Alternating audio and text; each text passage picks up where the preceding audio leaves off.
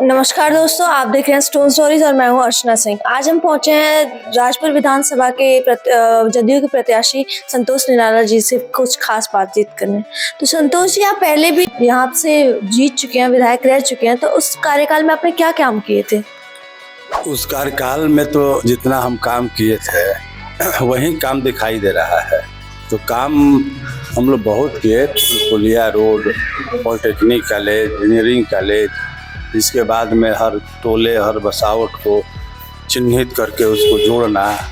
तो बड़े पैमाने पर जो संरचनाएं होनी चाहिए क्षेत्र के समृद्धि के लिए, विकास के लिए, सब हम लोग ने किया और उसी काम पर तो हम लोग चल रहे हैं। जनता भी कह रही है निराला जी ने काम किया है, विकास किया है, तो इसके लिए जनता जो है अपना आशीर्वाद दे रही है। तो संतोष जी, आप जैसे पिछले इलेक्शंस में हार गए थे, तो उसमें उस टाइम पे ऐसे क्या कमी रह गई थी जो आप इस बार पूरी करके और आपको पता है कि इस बार आप जीत रहे हैं? अब तो हम लोगों ने और सरकार ने जो काम किया है, बाईपास बनवाए धनसोई में, इटाढ़ी में सेंट्रल नाला बनवाए, इसके बाद में राजपुर में माननीय मुख्यमंत्री जी आए थे, सैकड़ों योजनाओं का उन्होंने शिलान्यास किया। तो ये सारा श्रेय और सारा काम कराना मेरा ही काम है। तो ये सब जनता के दिमाग में है, जहन में है कि सरकार भी काम कर रही है और एक प्रतिनिधि के तौर पर हम लोग पहल भी कर रहे हैं, उसका अच्छा सकारात्मक रिजल्ट मिलता है। तो जनता तो जान रही है कि काम करने वालों को मौका देना चाहिए। जी, आप बिहार में पलायन इस बार सरकार रोकने का क्या वो है?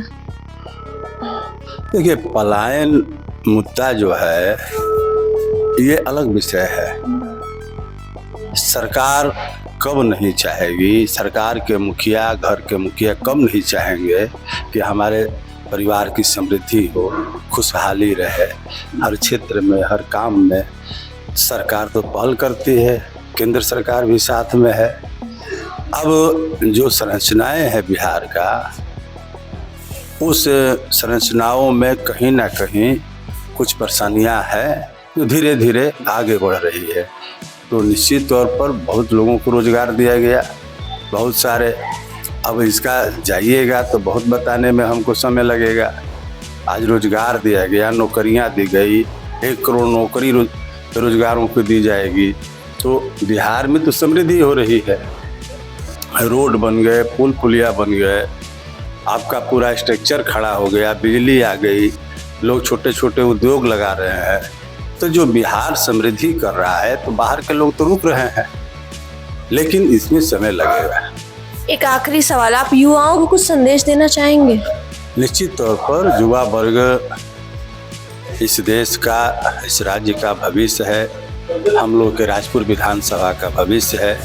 और युवाओं को तो हम तरजीह देते हैं, क्योंकि वही जो है इस समाज को बदल सकता है।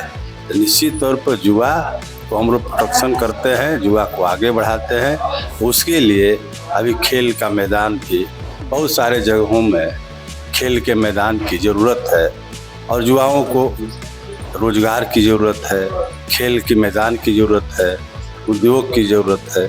इस सारे एंगल से काम सरकार कर रही है, हम लोग भी पहल कर रहे हैं। तो ऐसी और खबरों के लिए जुड़े रहिए स्टोन स्टोरीज के साथ।